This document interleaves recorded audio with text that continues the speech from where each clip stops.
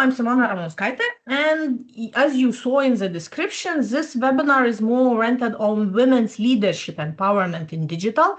And the idea why it's workshop, not just some kind of a presentation and so on, because at least my main aim is like to introduce you a little bit what we are doing in the thematic working group too, and at the same time get some insights from you.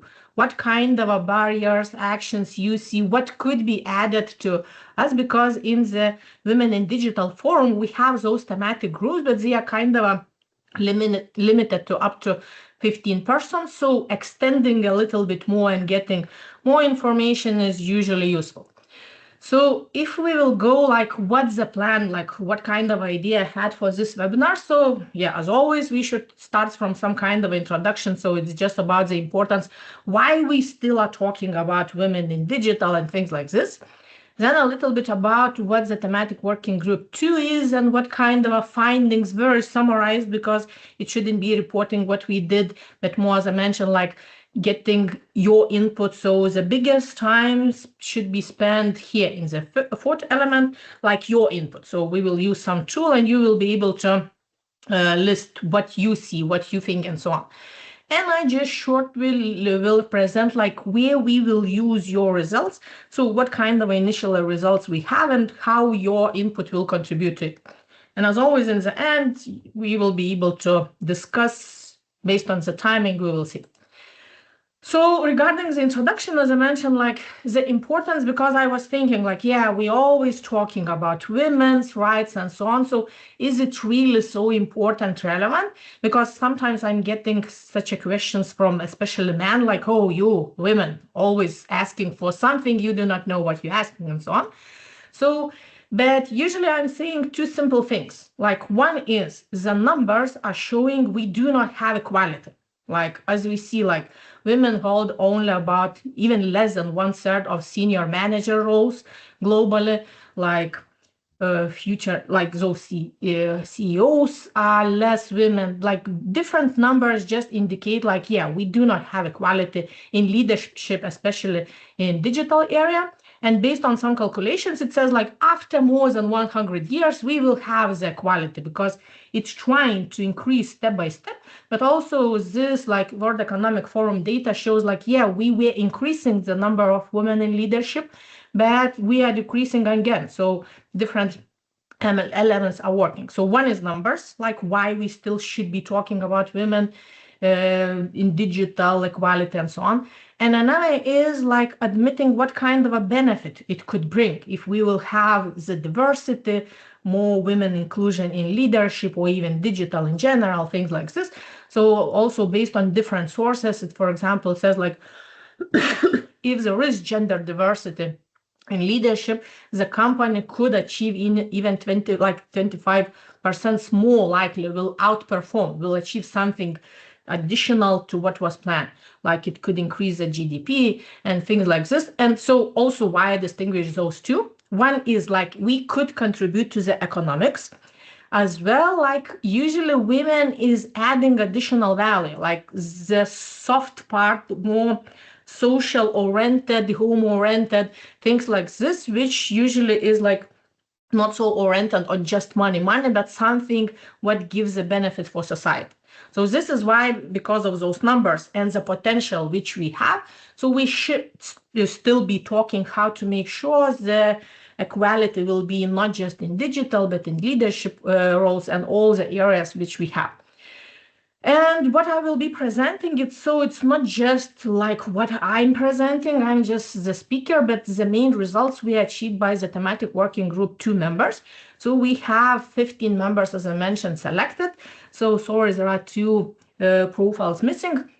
But basically the diversity of our experts selected for this one is kind of a wide, because we have it from different countries, from different backgrounds. So this is why more or less I feel confident with what kind of insights they were giving. But at the same time, as I mentioned, it's always interesting to get wider perspective. Maybe like we missed something, maybe you have something different to share, and also just to make you to contribute to the topic, because in different events from time to time I'm getting questions like how we could join, how we could contribute. So this is a way, how one of the ways how you could also add your insights and contribute to what we are trying to achieve. Because also just a small comment, like the thematic working group duration in the VidCon project is 9 months, like similar to pregnancy. But our thematic working group is almost going to the end. So in the end of May, we should be finishing. So this is why now we believe is the time, the last like more or less perspective, when we can get some new ideas and try to incorporate, because we are more or less trying to finalize and so on. So what the thematic working group 2 was doing, so discussing a lot about women empowering in leadership, specifically in the digital area. And we were trying to concentrate into some kind of a pipeline, like how to do it. So first of all, what we did, we listed different barriers which we are facing. And in the beginning, we already agreed like, okay, it will be internal barriers and external. What we mean by internal, external. So internal, when the women itself has some doubts, lack of interest about applying to leadership position in digital era. And external, when somebody else is stopping her, not accepting, not providing some possibilities and things like this. But and with those barriers, so listing, we use the principle of tree just to make sure we will have some relationships, like how one barrier is related to others. Maybe one is very big and it's impossible to solve it, just this one. We need to divide, like there is an expression like divide and conquer. So the idea was like we are dividing into small ones, and those small ones and bigger ones we can associate with who is affecting it, like who's the reason, who is making the barrier to us, and automatically what could be done. So some kind of activity, recommendation, and so on. But basically, in the end, what we saw, because we were listing and also discussing what it means and so on, so we saw in most of the cases, both internal and external barriers are very connected. So it's just like some of the examples, like imposter syndrome. Why we have it? Because we have it like it's more like internal barrier, but we have it just because biases, the impressions, how the society is understanding the leader in digital, things like this. So in most of the cases, the division might be a little bit blurry. So today I won't be asking you to place your barrier, your reason in the tree, or to assign to one category or to another. Just it will be like, maybe you can share how you see what are the biggest obstacles, who's not allowing to achieve the quality in digital leadership. Yeah, and going further about the like our main results, because like we listed 65 barriers, so I won't be listing all of them here. There was only some kind of a very condensed summary.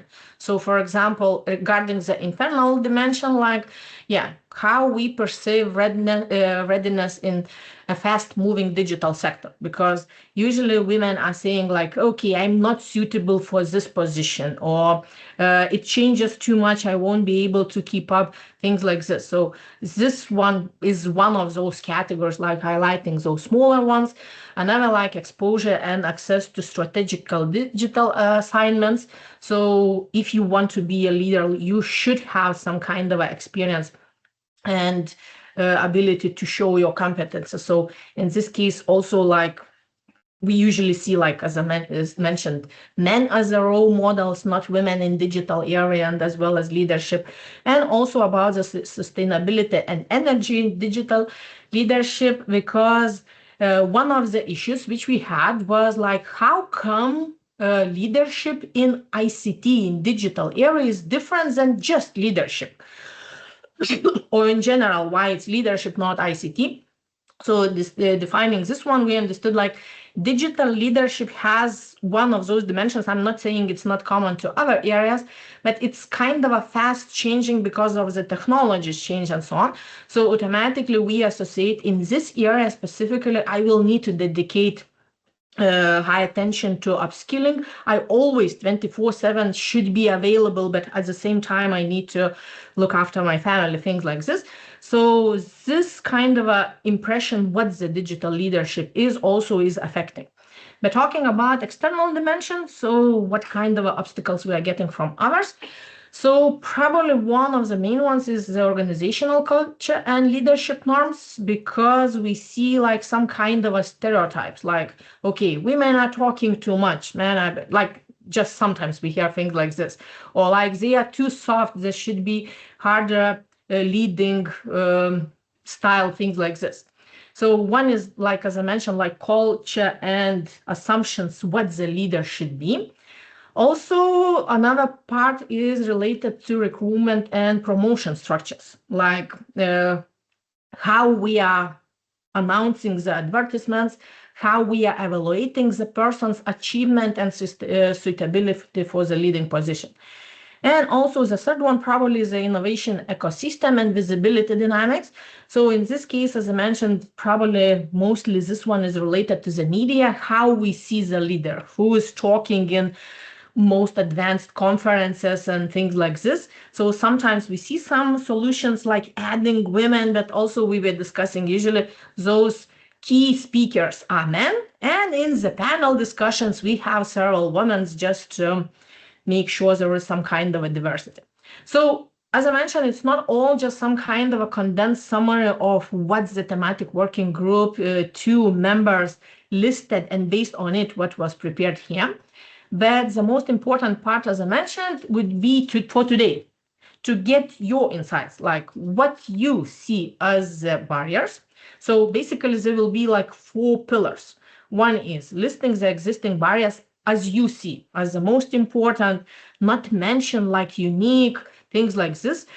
Another is when you will have the barrier listed, just to add who you think is affecting it. So usually we are looking for at least 4, like listed those 4 categories, like is it education system? Like maybe I got some kind of a impression of the position of the skills needed for leaders in school or in university, things like this.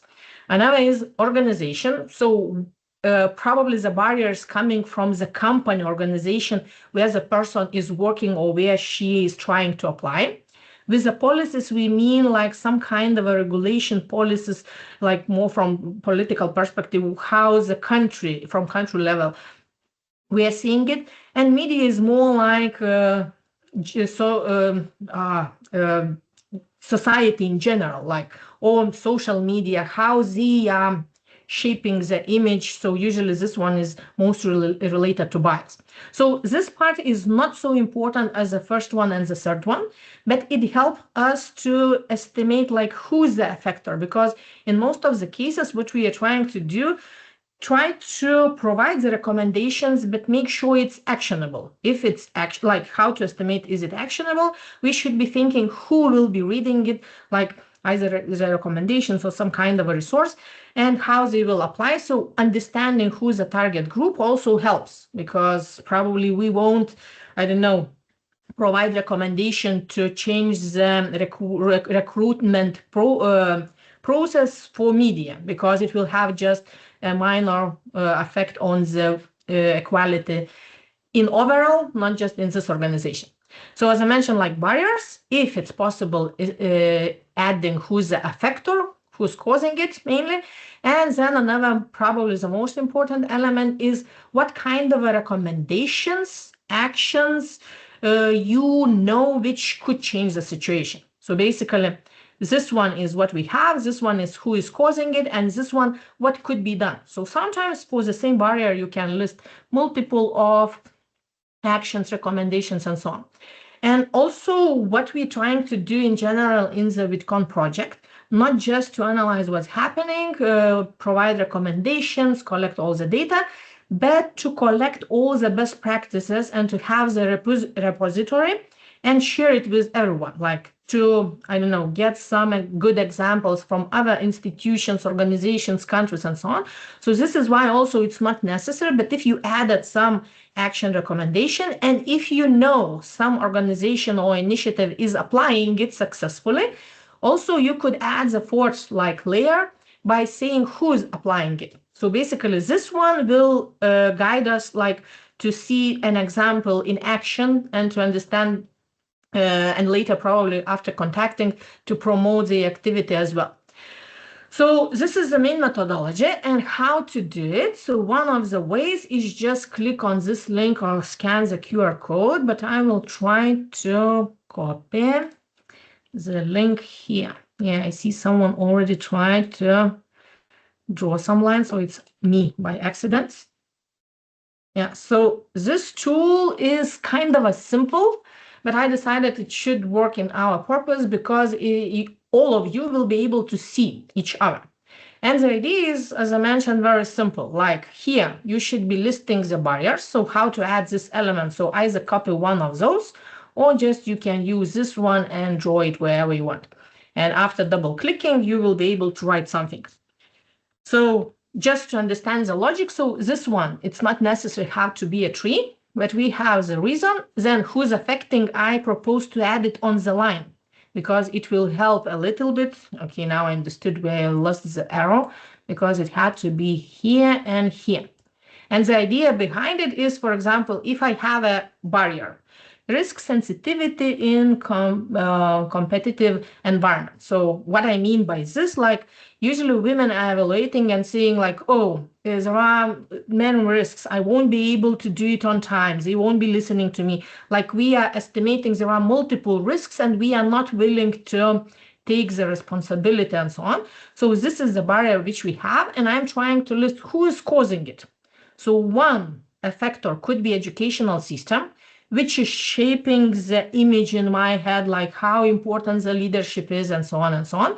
And if I know the educational system is affecting it, so what could I do? I could do, for example, training on work-life balance to understand yes, there are some risks, but you have some methods which you can use and align everything. And now I just wrote ABC. So if you know some companies which are doing it, organizations, just also associate to this one. But for example, this barrier also can be solved by another activity, like clear work evaluation system. So just to make sure I won't be overwhelmed with doing too much. So this factor is organization. So automatically I'm adding here. If I don't have any initiatives, I'm just skipping it. So for now, the idea was you will have about 20 minutes just to add what kind of barriers you know, who's affecting it. So don't be scared to copy it or to create new ones. What kind of activities, actions could solve those barriers? And if you know some best practices, just link those. So I'm not sure how clear it is. If you have any questions, ask. Because I see a couple of lines, so it means, yeah, those persons were able to get into and trying to find out the tool.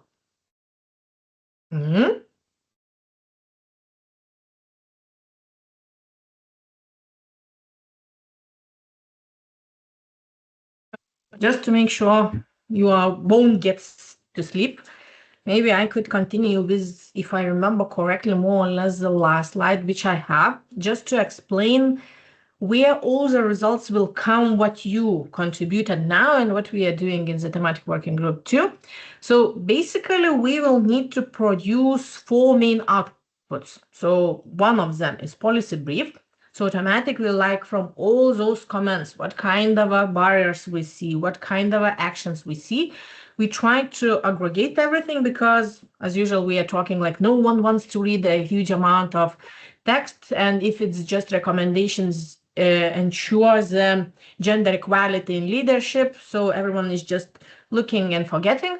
So trying to make it more actionable, we try to list into different categories, some recommendations for educational system, some for Ministry of Innovation and Economics. So this document is still on the go, so there is a chance we will add some more. And we're also considering, after yesterday's meeting, maybe even to have some accompanying tools close to it and add some, let's call it test cases, examples, how it works in one or another situation. So basically, one of our targets is the decision makers. So it will go to the policy brief.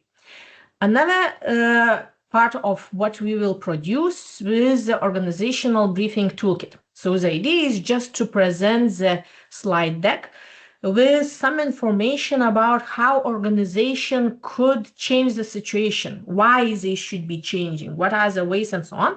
So our idea was the slide deck could be used by any organization which will adopt those slides and personalize it, by the gender equality department person or something like this, to convince the employees, the managers, why the gender equality is important and what kind of actions each of the organization members could do personally.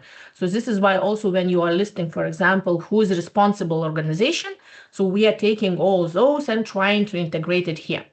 But understanding like only the slide deck might not be enough. So the idea, what we will try to do close to this one, just to add some additional supplemented material. For example, one of our experts shared another initiative slides on how to build a personal network for women in the organization, things like this. And also we will try to prepare some material, not just slide deck, but some kind of a video, or at least like small toolkit with explanation what could be highlighted in each slide, what to add additionally, some kind of references and so on. So this one for policymakers, this one for organizations. For education system, we started preparing the educational framework, just thinking about how, because in most of the cases, and now I see all the actions, not all, but most of the actions usually are related to how we see what's the man's role, position, and so on, what's women's. So automatically it comes in most of the cases in education or in the society. So this is why some of your also insights might go to the educational framework, trying to list what exactly should be done and so on. And the last column, which at least now is in your, not the most active, but we have some examples. So it will be like listing the best practices in the repository. So what kind of activities are doing what, which could be used an example. So in this stage, because I wasn't sure how long you will be adding, how many of those barriers activities we will have, the further plan was here to dedicate some time, if you're willing, not just to look on what all of you did, but at the same time, if someone is willing to discuss those, because as always, like we humans, if we write something in a short sentence, we know more. We have some additional meaning behind it. So having some kind of explanation what it means, what's the actual idea, sometimes helps to understand and also raise some kind of a discussion, like maybe some additional thoughts will come and so on. So in this case, I will be frank and I will ask, is anyone willing to share what they wrote or what they are thinking about some of those activities or barriers? I hope you should have a right to talk. At least you should. Everyone is shy. And also just quickly looking in the list, it seems like all persons which we have are women, no men in the meeting. And I remember in one of those presentations, it was, if you will have a man in the meeting, probably he will take over the control and will be talking the most. So if it's women, not necessary. But it's also stereotypes. I'm not saying it's always like that.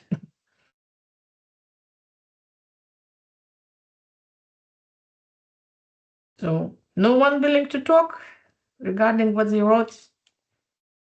Okay, usually probably for us, we need some examples. So I will be honest and will say, okay, one person wants to say. So Cassandra, yeah, feel free.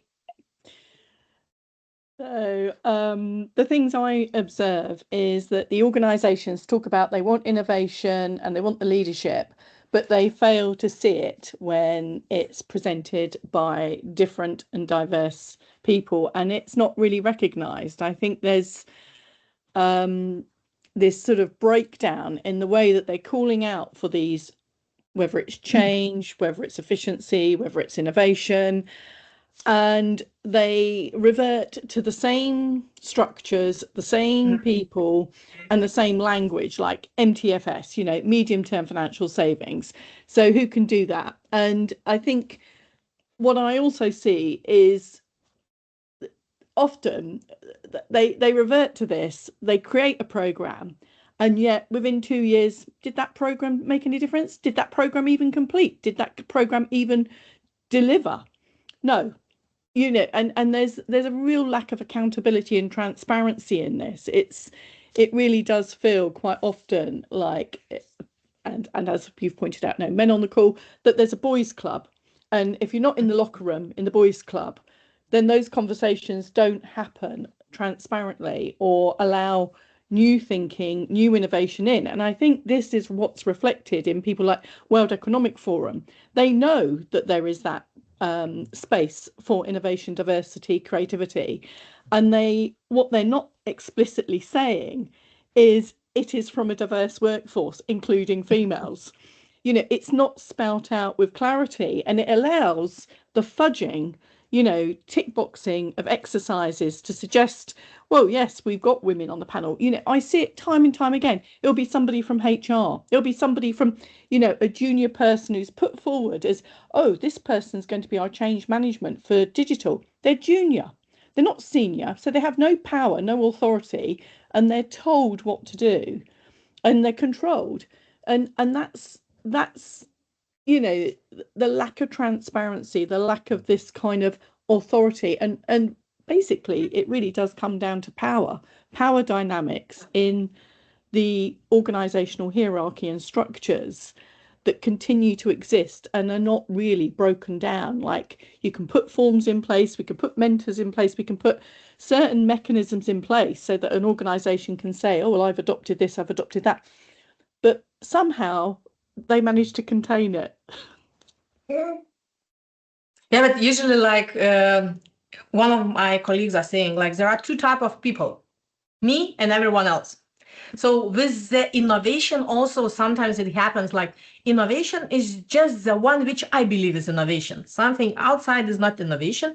And also, like, talking about women in digital, we automatically assume like, yeah, women, it's not a good word like softer, but we are more thinking about not just like ticking some boxes. We are thinking about, in most of the cases, about the impact to society, not just money and so on. So this is why when I was saying like having diversity helps to add different opinions, but having the bro club, as you mentioned, like it usually says like, no, no, no, this is not innovation, or we don't like this innovation. And even having quotas sometimes is like, at least for women, it becomes sometimes complicated, like you are getting in the, let's call, organization because of quotas, and no one is listening to you. So it's even more disappointing, like, oh, I'm here, but I cannot do anything. So yeah, and I mean, I'm doing research at the moment where we've done a load of interviews, and this is on digital leadership in general. It's not gender specific, but themes that keep coming up are culture. You know, the culture doesn't change. The support isn't there for digital leadership in the public sector. So it doesn't matter what gender it is.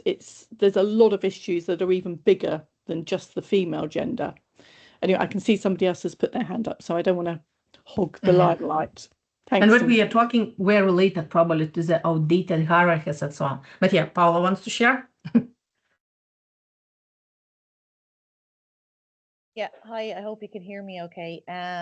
We do. Yeah, brilliant. Okay, yeah, I put in a couple of comments there just about on the whiteboard about you know, when are these sort of gender stereotypes and gender roles start to become embedded in the sort of in the mindset. And you know, there's a lot of research. If anyone does know my background, and anyone who met me in Brussels will know that it's in early childhood education. So, you know, I think when we're looking at this sort of issue, it's like it's embedded and it's systemic, you know. And as you say, the last speaker was saying, you know, Cassandra, I think her name was, you know, you were talking about sort of that tokenistic kind of somebody on a panel, and you know, they don't have actually the power to make any change, or maybe they're not taken seriously. And I think, like with a lot of issues that we're facing, you know, in terms of women in leadership, women in STEM. We need to look at when are these sort of systemic embedded stereotypes that are affecting our mindset.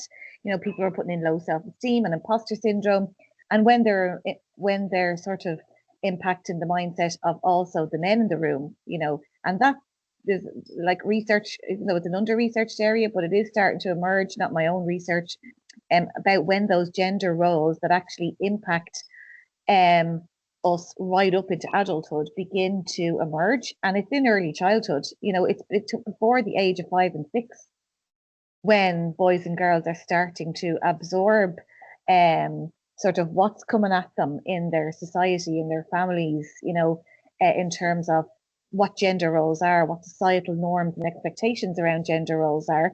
And they're bringing that forward with them from that stage. So, we really need to roll right back to, like, if we're looking at a root cause analysis, which is the best way to approach any significant problem, the root cause is when these gender roles and sort of biases and societal norms are coming onto children's radar and impacting them from that point going forward. So, after that point, we're putting out fires. Whereas if we really need to get to the root cause, and that's when is it starting for both girls and boys? When are girls starting to feel like this is my gender, this is my role in society, this is my capability? And when are boys starting to get an understanding of what those roles are in terms of their own role and the expectations around women's roles? So that's just my tuppence worth. Yeah, like I was thinking, even for children, automatically for girl, we are buying doll, for boy, gun or car. And if you selected, for example, like some kind of a study program, you can get like, whoa, why? It's a men's profession. And at least, I don't know, like there is one thematic working group about intersectionality, like how different aspects are changing. But in Lithuania, automatically the education is like, you are a boy, you should be stepping out and leading. For girl, they are saying like it's appropriate, like you shouldn't be the leader, someone else should be taking over it. So I completely agree with you. Usually it seems like it starts in the childhood and it starts from family, education, society, and develops.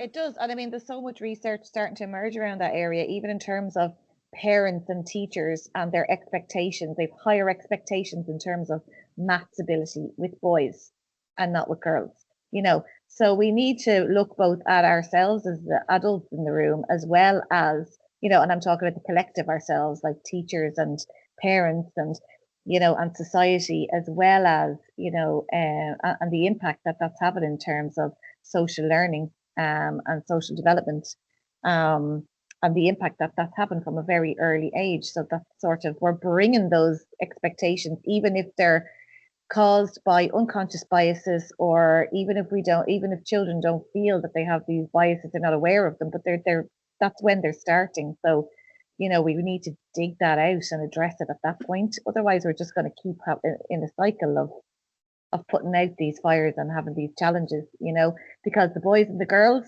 in early childhood are growing up to be the men and the women, in leadership or non-leadership roles. And that's not just me talking. There is research that shows the impact, longitudinal impact of what happens in early childhood, and the impact that has on career choices.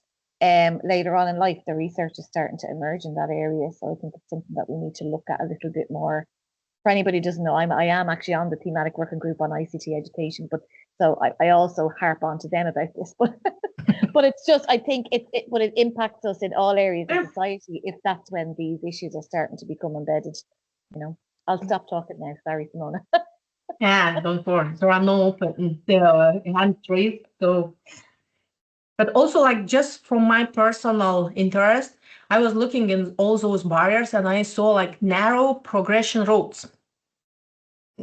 Does anyone want to explain this one a little bit better? Because I'm trying just to understand what's behind it. Like, is it what I can select, or is it if I'm a leader, how narrow or wide the road is? Sorry for asking, just for curiosity. Yeah, Cassandra. It was me, and I think Yeah. it's the progression routes are quite narrow because they're not they often don't encapsulate specific skills that women bring to the table because those skills are deemed as less important. You know, communication skills, complexity, the sort of creativity skills are deemed, even in academia or in schooling. I don't know which across Europe, but I know in the UK, they've been downgraded with the point system in the schools. And so that follows through in the workforce as well, that they are not given high scores and high rating. And you find that the progression rules are often based on titles rather than quality or what's brought to the role. And it's almost as if there isn't they've been created from an old school hierarchy system which typically favors the male in productivity, industrial society, and not actually getting it up into a broader workforce. It's one of the programs I'm involved in is we are looking at what we've done is a new framework for digital leadership, and it's all we're doing is personas rather than job skills, and it translate basically into an Excel spreadsheet, and you plug it in and it will generate this is the type of person you're looking for. And what we're trying to do is reframe how you look at a job and a person. So the existing job descriptions that are already out there are now not flexing or don't offer organizations the range of skills that they need for digital and digital progression routes. And that's why we're starting to generate new, what's the word, taxonomies, I suppose, of skill sets around what do these look like? What do these new roles? And typically you get the same sort of JD that's just might have a few more points put into it or exercised. And that JD might be, I don't know, 20 years old. And it hasn't really progressed, even though the workforce, particularly the digital workforce, has progressed considerably. Like I admit I look purely at the public sector versus the private sector. And so we've got more static, but it just doesn't allow for the diversity that should be considered, I think, in expanding these progression routes and how they look at them.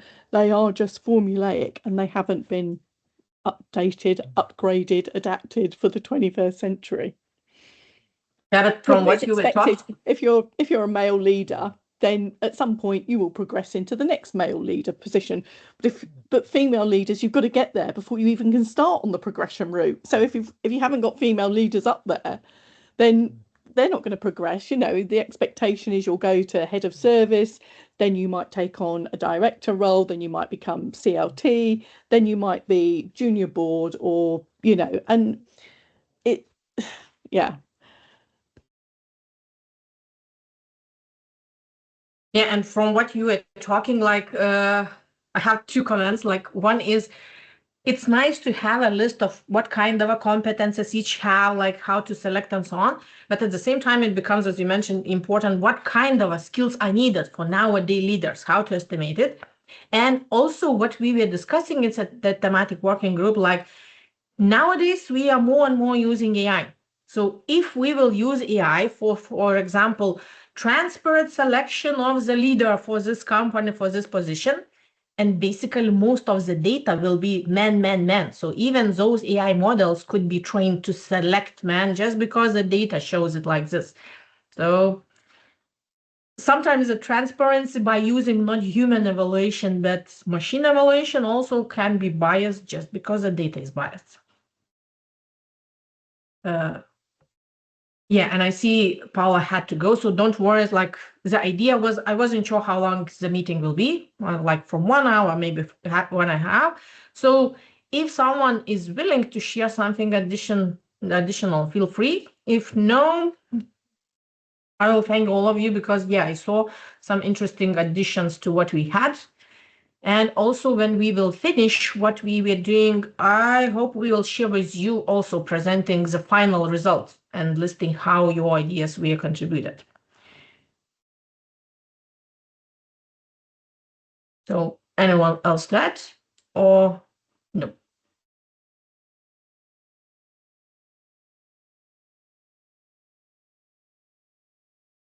Laura wants to say? I'm always happy if there are some talkative persons. I wanted to be, well, I don't want to be the motivational speaker right here, but for me, whenever I read the barriers and reasons, I've seen a lot of connected dots between them. Even though they are separate reasons, you can see that there is a correlation between them. And what I wanted to say that even though, yes, there are societal norms, we should try in our daily lives to change them, because yes, the gender roles are defined from young age, and well, we have already been through that. We are not young anymore, we are not kids anymore, but we have a responsibility for the future generations to do so. And yes, sometimes I blame myself that my role models, for example, because somebody said that the lack of role models is an issue. Well, yes, there are fewer women that are role models, but I don't know, we should try to broaden our network. And I'm happy to be here because I think this is one of the reasons that I wanted to be here, to take example from women. Yeah, I agree with you. Like having a network, even just from women, is also better than having none. And I agree with you. From time to time, I was like asked, like, maybe you could be in the journals. And I was like, no, no, no, no, no, I'm not good enough. Men usually are saying, yeah, I'm the best. I can. So in the beginning, I was like, yeah, also, like I could have been, maybe someone would help, but don't be shy. All of us are good by default. Yes, exactly. Yeah, and I assume, just a minute, trying to see the name, but in Teams sometimes it's complicated. Cannot do it. But it seems like Tatiana turned on the camera, so probably she wants to say something or no.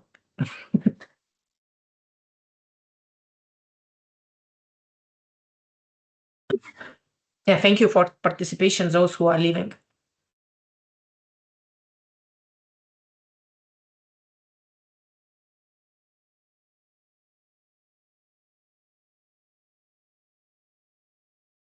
Okay, silence probably means we finished talking. So I just will finalize like with this slide, but basically probably I should be showing here. So yeah, it was nice to get your feedback. As I mentioned, most of it is valuable. We will try to incorporate it, and we will try to share the results with all the Women in Digital Forum members and later publicly. But if you will decide after some time you have something else to add, to share, because from time to time we are talking between different thematic working groups, so there are different aspects which are affecting the leadership positions in education, in, I don't know, organization, policies, and so on. So if you will have something to add, don't hesitate, and you can contact me by email or LinkedIn or any other platform, and I will try to respond. Even Discord is open. Like Discord is for all of your disposal. You can ask whatever you want, share ideas, best practices, and so on. So if there are any questions, don't hesitate, or ideas, don't hesitate and say. If not, I'm really thankful to all of you.